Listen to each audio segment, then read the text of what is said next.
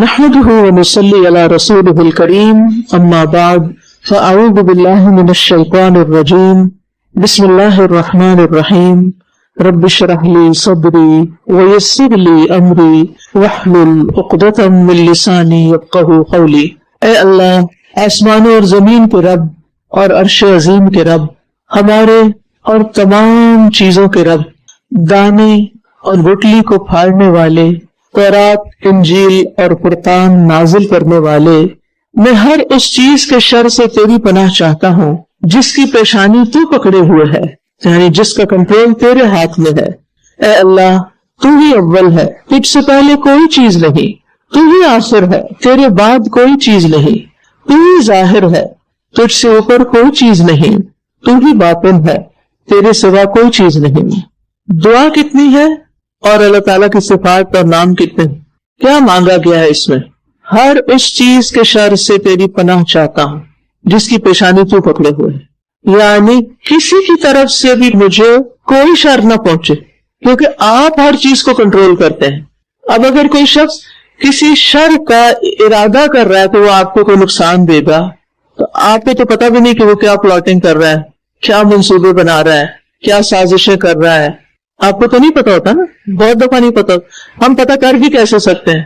ہم جتنا بھی تجسس کر لیں کسی کے دل کے اندر تو نہیں جھانک کے دیکھ سکتے، لیکن اللہ سبحانہ تعالیٰ کو ہر بندے کی نیت اور ارادہ پتا ہے کہ کون کیا کرنے والا ہے۔ آپ یہ دعا پڑھ کے آرام سے سو رہے ہیں اور اللہ سبحانہ تعالیٰ کو نیند نہیں آتی، اونگ نہیں آتی، اور وہ آپ کے خلاف ہونے والے شر کو آپ سے دور کر رہا ہے، کیونکہ آپ نے اس کے خوبصورت ناموں اور صفات کے ساتھ اس کو پکار کے اپنا معاملہ اس کے حوالے کر دیا۔ کس قدر خوبصورت دعا، کتنا بے فکر کر دیتی ہے چیز انسان کو۔ اب دیکھیے کہ جب آپ پر کوئی بوجھ ہوتا ہے، کوئی پریشانی ہوتی ہے، آپ کسی سے بات کرتے ہیں، آپ کو بوجھ ہٹ جاتا ہے نا، تھوڑا سا وقتی طور پر آپ ریلیکس ہو جاتے ہیں، لیکن بعض اوقات کوئی ایسا بھی نہیں ملتا کہ جو ہماری بات سمجھے کم از کم۔ کیا ایسا ہوتا ہے کہ ہمیشہ آپ کے والدین آپ کی بات سمجھے جو آپ کہہ رہے ہیں؟ نہیں ہوتا نا، آپ کچھ کہتے ہیں وہ کچھ اور کہتے ہیں۔ ہسبینڈ وائف کے ریلیشن شپ میں بھی آپ دیکھیں، آپ انہیں ایک بات سمجھانے کی کوشش کر رہے تو وہ کچھ اور کہنا شروع کر دیتے ہیں۔ تو ایسے میں انسان کی جو پریشانی اور ڈسٹربنس ہوتی ہے وہ بڑھ جاتی ہے یا گھٹ جاتی ہے؟ بڑھ جاتی ہے۔ پھر آپ جس سے بات کرتے ہیں اس کے پاس بعض اوقات اس کام کو کرنے کا نہ کوئی اختیار ہوتا ہے، نہ کوئی طاقت ہوتی ہے، نہ عقل، نہ سمجھ، نہ طریقہ، نہ سلیقہ، کچھ بھی نہیں ہوتا، بس آپ نے اپنی فرسٹریشن دور کر لی۔ لیکن اللہ سبحانہ تعالیٰ تو پوری قوت رکھتا ہے، ہر ایک کو کنٹرول کر سکتا ہے، ہر چیز پہ وہ قادر ہے، کوئی اس سے آگے نہیں بڑھ سکتا، کوئی اس سے اوپر نہیں کہ وہ اس کے ارادے کو روک دے۔ تو یہ ساری صفات جو یہاں بیان ہوئی ہیں یہ پوری کی پوری اللہ سبحانہ تعالیٰ کی ہے۔ لہٰذا اگر آپ اپنے مسائل، اپنی پریشانیاں ہر وقت لوگوں کو سنانے کی بجائے سوچ سمجھ کے شعور کے ساتھ ایسی دعائیں پڑھ کے معاملے اللہ کے سپرد کر دیں تو آپ کے اوپر سے بہت سے بوجھ ہٹ جائیں گے۔ اور جب بیٹھے بیٹھے شیطان خیال ڈالے گا نا، ہائے وہ تمہاری پریشانی ہے، وہ تمہارا کام، وہ جو ایسا ویسا، تو آپ کیا کہیں گے؟ میں نے معاملہ اللہ کے سپرد کیا اور اللہ تعالیٰ ٹیک کیئر کرے گا، مجھے تو اب یہ کام کرے جو اس وقت میں کر رہی ہوں۔ جیسے آپ نماز پڑھتے ہیں تو نماز میں کیا چیز ڈسٹرب کرتی ہے آپ کو؟ پریشانیاں، خیالات، جو کوئی کچھ گزرا بیتا ہوتا ہے یا آنے والا ہوتا ہے وہی پلٹ پلٹ کے دماغ میں آتا ہے اور ہماری ساری نماز خراب کر دیتا ہے۔ تو اس کو آپ کس طرح ریپیل کر سکتے ہیں؟ مجھے یہ سوچنے کی ضرورت نہیں، میں نے اپنا معاملہ اللہ کے سپرد کیا ہوا ہے، اللہ تعالیٰ ہی مجھے راہ دکھائے گا، اللہ تعالیٰ اس کو حل کر دے گا، اللہ میری حفاظت کرے گا۔ آپ کو اپنے بچوں کی فکر ہے، اللہ میرے بچوں کی حفاظت کرے گا۔ آپ کو کسی بھی چیز کی فکر ہے تو کیا کریں گے؟ میں نے اللہ کی حفاظت میں دے دیا ہے، تو زندگی کتنی آسان ہو جائے گی، یا نہیں؟ ایک یہ ہے کہ آپ مسائل کا پہاڑ اپنے سر پہ اٹھا کے رکھا کریں ہر وقت، اور ایک یہ ہے کہ آپ اس کو اللہ کے حوالے کر دیں، اللہ آپ نپٹے، میں نہیں نپٹ سکتی۔ حتیٰ کہ آپ کے اپنے بچے اگر آپ کی بات نہیں مانتے نا، کتنی ماں کو یہ شکایت ہوتی ہے بچے بات نہیں سنتے، کیا کریں؟ سمجھاتے ہیں سمجھتے نہیں، تو آپ کیا کریں گے؟ اللہ آپ اس کو سمجھا دینا۔ تو اب آپ دیکھیں کہ جب آپ نے اللہ کی مدد طلب کر لی اور اس یقین کے ساتھ کہ اللہ سب سے بڑا ہے اور وہ کر بھی سکتا ہے، تو آپ کی فکر ختم ہو جائے گی۔ پھر آپ دیکھتے میں نے تو بڑی دعا کر لی، ابھی تک تو کچھ ہوا نہیں۔ اللہ تعالیٰ کے کام کرنے کا طریقہ اپنا ہی ہے، وہ ہماری طرح نہیں۔ لیکن اگر آپ کا ٹرسٹ ہے نا اس پہ کہ وہ سنتا ہے اور وہ کرتا بھی ہے، تو بس پورا ٹرسٹ رکھیں۔ ابھی ریسنٹلی آپ نے وہ ایک بہت ویڈیو وائرل ہو رہی ہے جس میں قصہ مختصر یہ ہے کچھ کہ ایک شخص جس کا نام عامر منصور قذافی تھا، وہ حج کرنا چاہتا تھا، لیکن چونکہ اس کے نام کے ساتھ قذافی لگا ہوا تھا تو اس لیے اس کو ایئرپورٹ پہ روک لیا گیا کہ سیکیورٹی کا پرابلم ہے تو آپ نہیں جا سکتے. لیکن وہ وہیں کھڑا رہا، حتیٰ کہ سارے پیسنجر چلے گئے، جہاز اڑ گیا، لیکن وہ نہیں ہلا وہاں سے، ادھر ہی کھڑا رہا. نہیں میں نے تو جانا ہے، ڈٹرمنیشن دیکھے، شوق دیکھے. اب کیا ہوتا ہے کہ جہاز اڑ رہا ہے اور اس میں کوئی ٹیکنیکل پرابلم ہو گئی تو ان کو واپس آنا پڑا. واپس آیا جہاز. پائلٹ نے کہا کہ جہاز سے کوئی نہیں اترے گا، اسی طرح جہاز کو ٹھیک کر لیا جائے اور ہم پھر دوبارہ ٹیک آف کریں. وہ جو ٹیکنیکل کوالٹی ٹھیک کی گئی اور جہاز نے ٹیک آف کر لیا. دوبارہ جہاز خراب ہو گیا، جہاز کو دوبارہ واپس آنا پڑا. اب پائلٹ کہتا ہے کہ وہ جس بندے کو ہم نے نہیں نہ لیا تھا اس کو بٹھائے بیچ میں، اس کو سوار کیا گیا، جہاز منزل پہ پہنچ گیا. کچھ ایسے بھی اللہ کے بندے ہوتے ہیں نا، وہ اللہ سے ضد لگا بیٹھے، اللہ یہ تو چاہیے ہی چاہیے، آپ کے گھر تو آنا ہی آنا ہے. اللہ بھی شوق دیکھتا ہے. اب اگر وہ کہے گا یہ تو سنتا نہیں میری بات، یہ وقت کیا ضائع کرنا، یہاں کیا کھڑے ہو، چلو گھر چلتے ہیں، مایوس ہو کے گھر چلا جاتا. کچھ پوسٹا، کچھ سوشل میڈیا پہ لکھتا کہ جی جناب انہوں نے میرے کو بڑی زیادتی کی ہے اور یہ نظام خراب ہے اور پتہ نہیں کیا کیا. نہیں، اتنی تو ایسی دعا کی ہوگی اللہ سے. کیسے اللہ نے جہاز پورے کا واپس پلٹنا کوئی کھیل تو نہیں ہوتا. تو ایسی باتیں جو ہے وہ یقین میں اضافہ کر دیتی ہیں کہ اللہ سنتا ہے. ہمیں نا مانگنا نہیں آتا، ہمارے اندر یقین نہیں ہے، ہمیں اللہ پہ اعتماد نہیں ہے کہ وہ کر سکتا ہے، اس لیے ہمارے مانگنے میں کمی ہوتی ہے. اس طرح سے پرواز میں ہماری ایک اسٹوڈنٹ تھی تو وہ کہیں حج پہ جانا تھا، اپلائی کیا اور بڑی امید تھی کہ ہمارا نام نکل آتا نا گورنمنٹ اسکیم میں، تو پوری انہوں نے تیاری کر لی، بیگ پیک کر لی، اور اینڈ ٹائم پہ جب نام دیکھا تو نہیں آیا لسٹ میں، ان کے قرآن میں نام نہیں آیا. وہ کہتی میں نے کہا اللہ تعالیٰ میں نے تو بیگ پیک کر لی ہے، میں نہیں کھولوں گی. اور پھر ان کے ہسبینڈ نے جا کے کسی پرائیویٹ کمپنی میں ذکر کیا تو وہ کہتے کہ ہمارے پاس بھی سیٹ فل ہو چکا ہے، نہیں ہے لیکن 2 لوگوں کی جگہ ہے، اور وہ نہیں ملی تھے، اور تھوڑے سے اور پیسے دے کے وہ جو ہے اس کے ساتھ چلے گی. میں نے جو اپنا لاسٹ عمرہ کیا وہ اسی طرح، کوئی چانسز نہیں تھے، نہ ویزا، نہ ٹکٹ، نہ تیاری، کچھ بھی نہیں تھا. بس روز کہہ دیتی لبیک اللہم لبیک، بس اللہ تعالیٰ میں نے جانا ہے، میں نے جانا ہے. ایک ہی دن میں اسی دن ویزا آیا، اسی دن سارے کام ہوئے، اسی دن پیکنگ کی اور الحمدللہ اللہ نے کروا دیا. تو بات یہ ہے کہ یہ تو اللہ کے فیصلے ہوتے ہیں نا. فلولا انہ کان من المسبحین للبث فی بطنہ الی یوم الدین، یونس علیہ السلام کے بارے میں آتا ہے. اگر وہ تسبیح کرنے والوں میں سے نہ ہوتے تو قیامت تک مچھلی کے پیٹ میں ہی رہتے، وہاں سے نہ نکل سکتے. اس کا مطلب ہے کہ اس دعا نے، اس تسبیح نے تقدیر بدل دی. تو دعا معمولی چیز نہیں ہے، بس یقین پیدا کرے اپنے اندر. جہاں تک اس دعا کا تعلق ہے تو یہ صحیح مسلم میں آتی ہے، سہیل سے روایت ہے. وہ کہتے ہیں میرے والد ابو صالح ہمیں حکم دیا کرتے تھے کہ جب ہم میں سے کوئی شخص سونے کا ارادہ کرے تو بستر پر دائیں کروٹ لیٹے پھر دعا کرے، اللہم رب السماوات ورب الارض ورب العرش العظیم ربنا ورب كل شيء خالق الحب والنوى ومنزل التوراة والانجیل والفرقان اعوذ بك من شر كل شيء انت آخذ بناصيته اللهم انت الاول فليس قبلك شيء وانت الاخر فليس بعدك شيء وانت الظاهر فليس فوقك شيء وانت الباطن فليس دونك شيء اقض عنا الدين واغننا من الفقر. یہاں پر انہوں نے کیا مانگا ہے کہ اللہ ہمارا قرضہ چکا دے اور ہمارے فقر کو دور کر دے. فقر محتاجی کسی بھی چیز کی ہو سکتی ہے. تو یہ ایک عظیم دعا ہے، بڑے مرتبے والی ہے، اور اس میں عظیم چیزیں جو اہم چیزیں ہیں ان کی ربوبیت کے ساتھ اللہ تعالیٰ سے دعا مانگی گئی.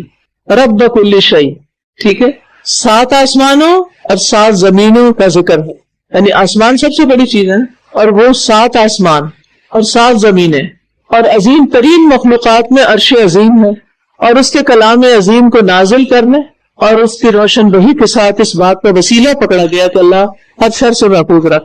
اور اس کے علاوہ بھی اللہ تعالیٰ کی صفات کا ذکر ہے. تو اللہ سبحانہ تعالیٰ اس عظیم کائنات کا عظیم خالق ہے اور اس کا رب ہے، عدم سے وجود میں لانے والا ہے. تو مالک تو اصل میں وہ ہے، ہر چیز پر اختیار تو اس کا ہے، کنٹرول تو اس کے ہاتھ میں ہے. تو اس لیے جو اللہ کو رب مان لے اور اللہ پر پختہ یقین رکھے تو پھر اللہ تعالیٰ اس کو مایوس نہیں کرتا. تو مخلوقات کے لیے اللہ کی ربوبیت کا خاص طور پر ذکر کیا گیا ہے، اور خصوصاً بڑی بڑی مخلوقات کا، کیونکہ ان مخلوقات پر جیسے آسمانوں اور ان چیزوں پر غور کریں کہ اللہ تعالیٰ کی بے پناہ قدرتیں سامنے آتی ہیں. وہ ایک آیت میں آتا ہے نا کہ اَأَنْتُمْ أَشَدُّ خَلْقًا أَمِ السَّمَاءُ بَنَاهَا، تمہاری تخلیق مشکل ہے یا آسمانوں کی جن کو اس نے بنایا؟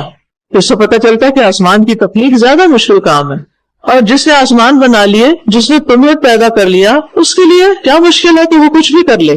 سورۃ المؤمن آیت 57 میں آتا ہے یقیناً آسمانوں اور زمین کا پیدا کرنا انسانوں کو پیدا کرنے سے زیادہ بڑا کام ہے، لیکن اکثر لوگ علم نہیں رکھتے. بظاہر سرسری سے علم تو نہ ہے، ہاں آسمان بڑا انسان چھوٹا ہے، لیکن اس کی تفصیل نہیں جانتے اور تو اس کو یقین بھی نہیں ان کا. اب دیکھیے خاص چیزوں کی بات کرنے کے بعد ہر چیز کی بات کی گئی، ربنا و رب کل شیء. تو اس سے پتہ چلتا ہے کہ کوئی بھی چیز اللہ کی ربوبیت سے خارج نہیں، یعنی ہر چیز کا رب وہی ہے، خالق مالک مدبر، ہر چیز کو وہی چلا رہا ہے. دیکھیے خالق تو وہ ہے، مالک بھی وہ ہو گیا، لیکن جو تیسری صفت رب کے اندر پائی جاتی ہے نا، مدبر ہونے کی، اس پہ ہم عام طور پر غور نہیں کرتے جب ہمیں کوئی مشکل ہوتی ہے دعا کرتے ہیں. یعنی ساری کائنات میں تدبیر اللہ کی چل رہی ہے، پلاننگ اللہ ہی کی ہے، لہذا جو وہ کرنا چاہتا ہے نا وہ کر سکتا ہے، کیونکہ وہ ہے اصل پلاننگ کرنے والا. چیزیں اس کی مرضی کے مطابق چل رہی ہیں، کسی اور انسان کی مرضی کے مطابق نہیں، کسی اور قدرت کے تحت نہیں. اب آپ دیکھیے کہ لاز آف نیچر جو ہے، یہ لاز بھی کس نے بنائے؟ کسی انسان نے بنائے کہ آگ جلائے گی اور پانی آگ بجھائے گا اور ہوا اس طرح چلے گی. یہ سارا نظام کس نے بنایا ہے پوری کائنات کا؟ اور اس کے چلا بھی کون رہا ہے؟ اللہ. لہٰذا اس نظام میں جہاں کہیں مائنر یا میجر خلل آئے تو پھر کس سے پکارنا چاہیے کہ یہ کیا ہو رہا ہے، اب کون ٹھیک کرے گا اس کو؟ obviously اللہ تعالیٰ. اگر آپ کے جسم کے اندر کوئی ایک سیل بگڑ گیا ہے اور اس نے کام خراب کرنا شروع کر دیا ہے اور اس نے میوٹیشن کا عمل شروع کر دیا ہے، وہ کینسر بنتا چلا جا رہا ہے، یہ خلل ہو گیا نا، تو ان سیلز کے کون مدبر ہے؟ کس کے اختیار میں؟ میرے اور آپ کے نہیں، اللہ کے اختیار میں. وہ چاہے تو ان کو ریورس کر دے، بگڑوں کو صحت مند بنا دے. اسی طرح اگر طوفان آندھی آ گئی ہے اور بہت خوف کا شکار ہو گئے آپ، خلل ہو گیا نا نظام میں، تو کس کو پکارنا چاہیے؟ یہ کون کنٹرول کرے گا؟ اور ابھی آپ کو پتا ہے، آج میں پڑھ رہی تھی کہ یہ جتنے طوفان ایک ہفتے میں شاید 2 دفعہ آ چکا ہے، پچھلے سیٹرڈے کو آیا تھا اور پھر اس کے بعد پھر کل آ گیا. اس میں جو زیادہ تباہی ہوئی ہے وہ سولر پینلز کے ٹوٹنے پھٹنے گرنے سے ہوئی ہے. جو لوگ مرے بھی ہیں یا جو چیزیں ٹوٹی ہیں اور تباہی ہوئی ہے، اور خود اٹ سیلف نظام دیکھیں لاکھوں لگتے ہیں نا ایک گھر کے اوپر بھی یہ فکس کرنے کے لیے. اور آندھی اتنی شدید، تو کل لٹرلی جب ہو رہا تو میں سب سے زیادہ فکر آپ کے سولر پینلز کا تھا، میرا دھیان ادھر جا رہا تھا کہ یا اللہ حفاظت، آپ اس جگہ کو محفوظ رکھیں، اللہ آپ ہی کی جگہ آپ نے حفاظت کرنی. جیسے وہ ہاتھی والے آ گئے تھے نا، تو عبد المطلب نے کیا کیا تھا، اپنے اونٹ لے کے پہاڑوں پہ چلے گئے. کہا کہ تم کعبہ کو ایسے چھوڑ کے جا رہے ہو، اپنے اونٹوں کی بڑی فکر ہے. ان کا مالک تو میں ہوں، لیکن وہ تو اللہ کا گھر ہے نا، وہ خود دیکھے گا، وہ خود ہی حفاظت کرے گا. ٹھیک ہے نا؟ تو میں ہمیشہ یہ کہتی ہوں، اللہ یہ آپ کا گھر، آپ کی جگہ، آپ کے دین کی خدمت کے لیے بنا، آپ کی کتاب کی خدمت کے لیے بنا، اس کی حفاظت آپ کریں گے، میں نہیں کر سکتی، میرے پاس میں کچھ نہیں. یہاں اتنی ساری بچیاں ہمارے پاس امانت ہے، ان کی سلامتی آپ کے ہاتھ میں. کیونکہ اسلام آباد میں کبھی زلزلہ آ رہا ہے، کبھی کچھ ہو رہا ہے، کبھی کچھ ہو رہا ہے. اب کام روک کے تو نہیں بیٹھ سکتے نا کہ ہم ٹھپ کر کے بیٹھ جائیں، خطرے ہیں بہت، تو بہتر ہے ہم یہاں نہ پڑھیں یا یہ کام نہ کریں. اور اس کے علاوہ بھی کئی چیزیں ہوتی ہیں. شر تو بہت قسم کے ہیں نا، بعض شر تو ہم جانتے ہیں اور بعض جانتے بھی کوئی نہیں. تو وہ جس کو ہم نہیں جانتے وہ کون جانتا ہے؟ ہمارا رب جانتا ہے. لہٰذا معاملات کس کے سپرد کر دیں؟ اللہ کے سپرد کر دیں. آپ کا کام آپ حفاظت کریں، آپ کا مال آپ حفاظت کریں. تو کوئی بھی چیز اللہ کی ربوبیت سے خارج نہیں ہے، اسی کے پاس اس کا کنٹرول اور اختیار ہے. پھر فالق الحب والنوا، فالق فلق سے قل اعوذ برب الفلق بھی اسی سے. فلق کا مطلب ہے کہ کسی چیز کو پھاڑنا، ایک چیز کو دوسری سے الگ کرنا. وہ صبح کی پو پھٹتی ہے نا، رب الفلق جو صبح ہوتی ہے، یعنی ہر چیز کو پھٹنے کی بات ہے. ہم تو خاص معنوں میں بعض اوقات لیتے ہیں دانے اور گٹلی کو پھاڑنے والا ہے. اب دیکھیے کہ ایک بادام توڑنے میں کوئی مسئلہ ہوتا ہے آپ کو؟ جب آپ اس کے اوپر ہتھوڑی مارتے تو کیا کرتا ہے؟ وہ بات میں ادھر چلا جاتا ہے، پھر پکڑ کے جاتے پھر ادھر نکل جاتا ہے. ہم سے تو وہ بھی کنٹرول نہیں ہوتا. اور اگر آپ وہ رش بریکر جو ہوتا ہے اس کو لے کے کریں تو سارا کو بریک کر دیتا ہے، بعض اوقات کھانے کے قابل نہیں رہتا. لیکن کبھی آپ نے غور کیا آڑو کی گٹلی کتنی سخت ہوتی ہے، اور زمین کے اندر جب اس کو دبا دیا جاتا ہے تو اس میں سے پودا نکل. آم کے پودے تو خیر آپ نے نکلتے دیکھے ہی ہوں گے. مجھے آم بہت پسند تھے، لہٰذا بچپن میں ہر سیزن میں آموں کی گٹلیاں زمین میں دباتی رہتی. کوئی تو نکلے گا نا، کچھ تو ہوگا نا، کیونکہ بازار سے تو لانے پڑتے ہیں، وہ حصے میں ملتے ہیں تھوڑے تھوڑے، تو اپنے درخت سے تو جی بھر کے کھائیں گے. خیر وہ حسرت کبھی نہ پوری ہوئی، کیونکہ وہ جب سردیاں آتی تھی وہ جل ہی جاتے تھے پودے. ہر دفعہ ایسے ہی ہوا، اور کسی کو انٹرسٹ نہیں تھا کہ مجھے کوئی گائیڈ کرتا کبھی ان کے ساتھ سردیوں میں کیا کرو. اور وہ ویسے بھی نہیں آم لگتے جب تک ان کی پیوند کاری نہ ہو، کیونکہ ایک آم ہمارے گھر میں یہاں اسلام آباد میں وہ پنپ اٹھا، ابھی بھی وہ بہت ہیوج درخت ہے، لیکن اس پہ لگتا کچھ نہیں کیونکہ پروسیس اینڈ تک نہیں ہوا. آم کی گٹلی کبھی توڑ کے تو دیکھیں آپ، مشکل ہے نا، پوری لکڑی کی کورنگ ہوتی ہے، کس طرح زمین میں سے نکل. تجربہ تو کریں نا، گھر میں تھوڑی سی مٹی ڈالیں اور دوائیں بھی ایک ہوم ورک ہی کر لیں کسی وقت، اللہ کی قدرت دیکھنے کے لیے اور کسی مقصد کے لیے نہیں. آم تو نہیں لگیں گے لیکن قدرت تو نظر آئے گی نا. کیا یہ مٹی، یہ زمین، اس کے اندر یہ پھٹ کے باہر نکل رہی ہے اور پودا بن رہی ہے اور پوری پروگرامنگ ہے اس کے اندر، اور اتنے درخت، اور جب وہ پھل لگ جاتے ہیں نا، میں اس کو دیکھتی ہوں نا تو میں کہتی ہوں اللہ نے اس کی بھی تقدیر بنائی تھی نا کہ اس سال اتنے آم لگیں گے اس پہ، ہم تو گن بھی نہیں سکتے نا، اتنے لگیں گے. اور اس کا آغاز تھا، یہ ساری انفارمیشن کہاں تھی؟ اس گٹلی کے اندر تھی نا. یہ سارا خان نے ایک تحریر لکھی اور کہتی ہے کل کی کلاس میں میری توجہ اللہ کی بڑائی کے بارے ایک تحریر کی طرف توجہ دلائی جو میں شیئر کرنا چاہتی ہوں. اللہ اکبر، اللہ اکبر، لا الہ الا اللہ، اللہ اکبر، اللہ اکبر وللہ الحمد. وہ لکھتی ہے کہ قرآن مجید میں آتا ہے کہ وفی انفسکم افلا تبصرون، کہ تمہاری ذات میں اللہ کے وجود کی بڑی نشانیاں ہیں تو تم غور و فکر کیوں نہیں کرتے، تم دیکھتے کیوں نہیں. ایٹم مادے کا سب سے چھوٹا اکائی ہے، یہ بذات خود ایک بے جان چیز ہے. سائنسدانوں کا کہنا ہے کہ 100 کھرب بے جان ایٹموں سے مل کر ایک انسانی سیل بنتا ہے. سیل جو ہمارے جسم کی سب سے چھوٹی اکائی ہے، ٹھیک ہے، کس سے بنتی ہے؟ 100 کھرب ایٹم سے ایک سیل بنتا ہے جس میں زندگی ہوتی ہے اس سیل میں. اب سوال یہ ہے کہ آخر اس میں زندگی کون ڈالتا ہے؟ یہ تمام چیزیں ایٹموں سے مل کر بنی ہوں اور یہ تمام ایٹم خود بے جان ہے. سبحان اللہ، ان میں یہ جان کون ڈالتا ہے؟ آپ جو بھی دیکھ رہے ہیں یہ تمام چیزیں ایٹموں سے مل کر بنی ہیں اور یہ تمام ایٹم خود بے جان ہے.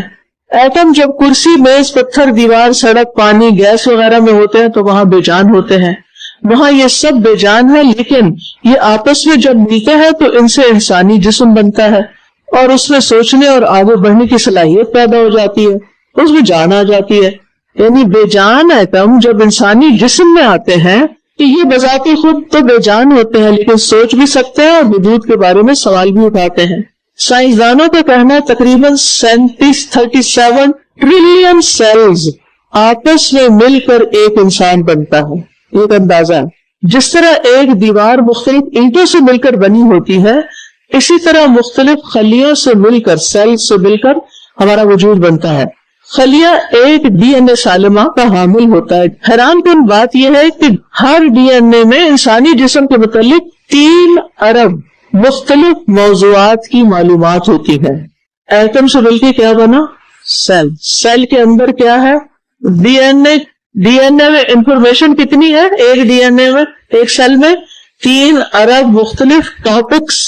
وہ آتا ہے نا کہ کلمات اللہ کبھی ختم نہیں ہوتے، سارے سمندر سیاہی بن جائے، سارے درخت کلمے اور اللہ کے کلمات میں لکھا جائے تو کلمات ختم نہیں ہوں گے. اب جب ایک سیل کے اندر جو ڈی این اے ہے اس میں 3 ارب موضوعات کی معلومات ہے. اگر ان معلومات کو آپ کسی کتاب میں لکھنا چاہیں تو اس کی 1000 جلدیں بنے گی، 1000 والیومز، اور ہر جلد تقریباً 10 لاکھ صفحات یعنی پیجز پر مشتمل ہوگی.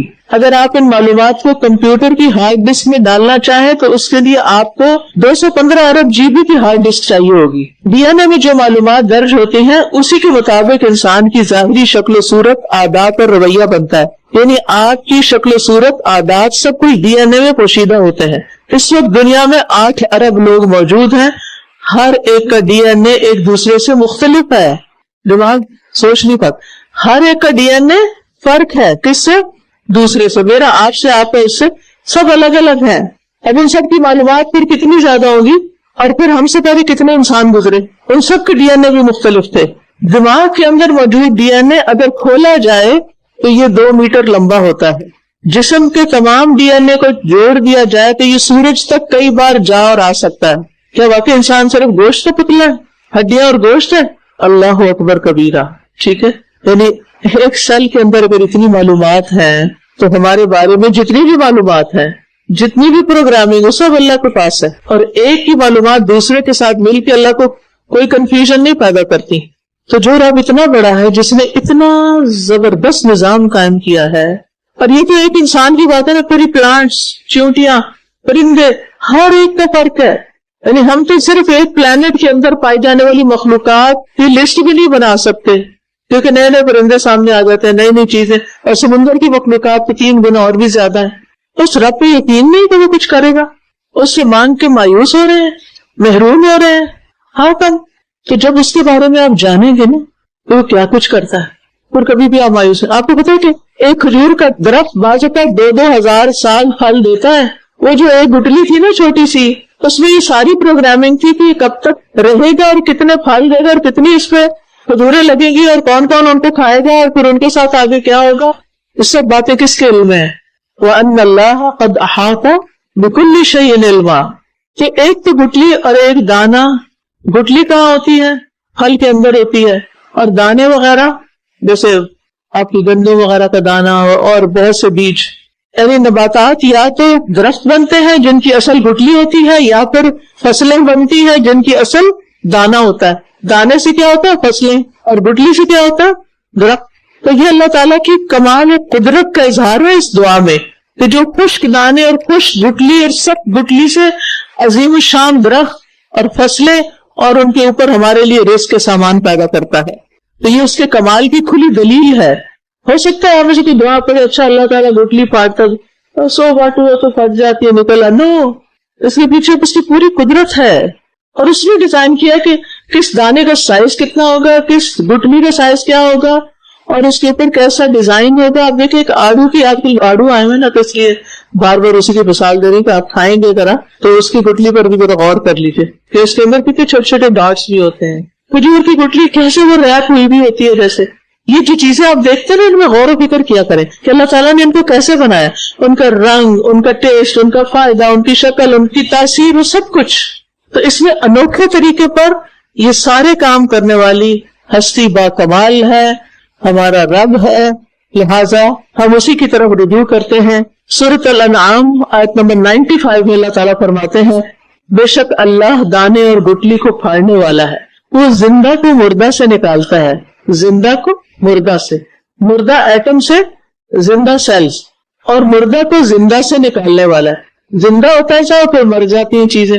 یہ ہے اللہ. تو کہاں سے تم پھیرے جاتے ہو, کہاں سے پھیرے جاتے ہو, کدھر گھوم جاتے ہو, کسی اور کی طرف متوجہ کر اس کی تعظیم میں پڑ جاتے, اس سے مروب ہو جاتے, اس کے آگے جھک جاتے اور اللہ کو فراموش کر دیتے, اگنور کر دیتے. اوروں پہ بھروسہ اللہ پہ نہیں ہے. وَمُنزِلَ التَّوْرَاةِ وَالْإِنْجِيلِ وَالْفُرْقَانِ.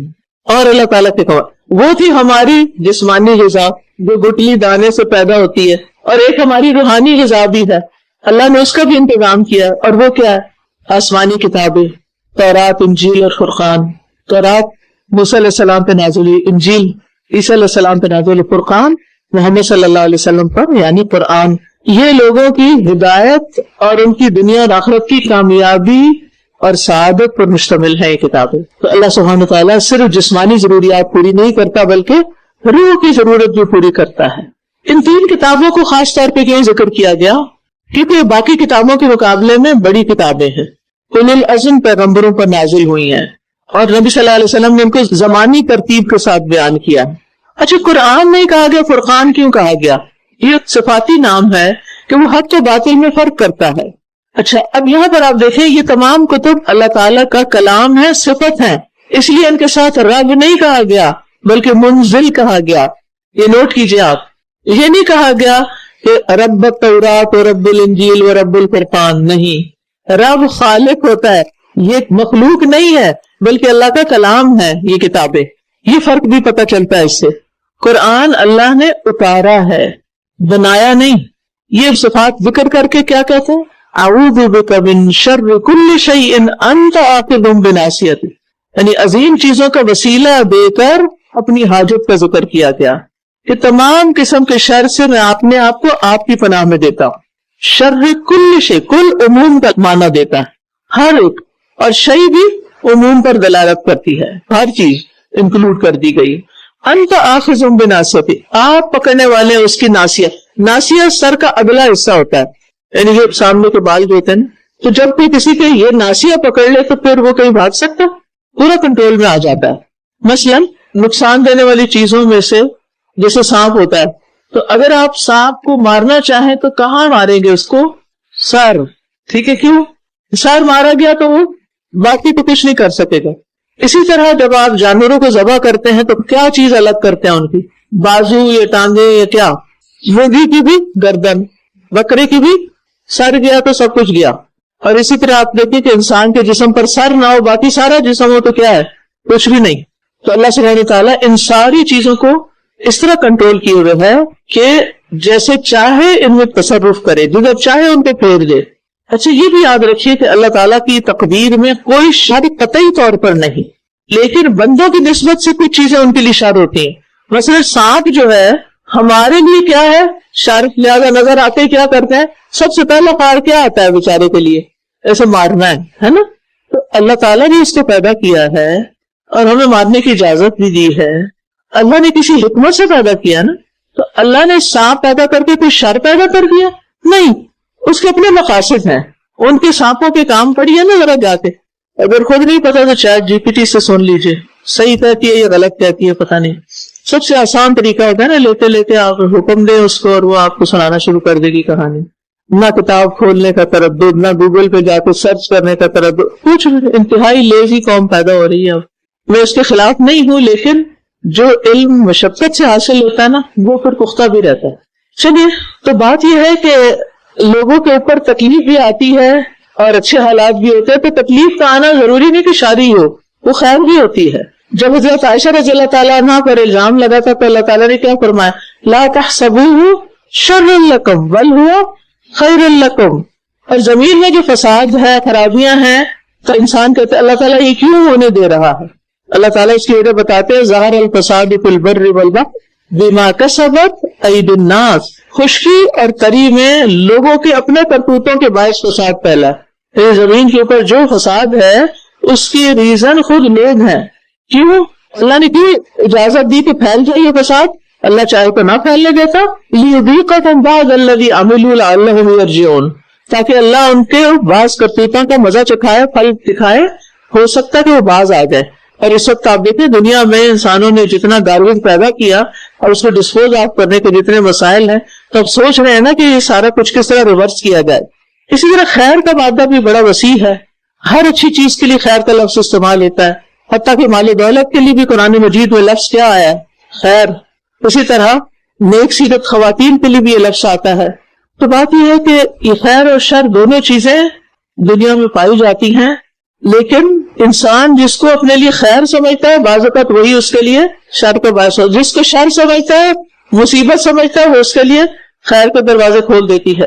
ٹھیک ہے. اب آپ دیکھیے کہ اے اللہ آپ کو پتا ہمارے لیے کیا شر ہے، آپ اس کو روک دیجئے. ہو سکتا ہے اس کے نتیجے میں آپ کو بظاہر نظر آنے والی کوئی خیر نہ ملے، اور آپ نے، میں نے تو اللہ سے یہ مانگا تھا اور یہ تو مجھے کچھ اور ہی مل گیا. اب اللہ نے آپ کو خیر دی اور آپ اس کو کیا سمجھ رہے ہیں؟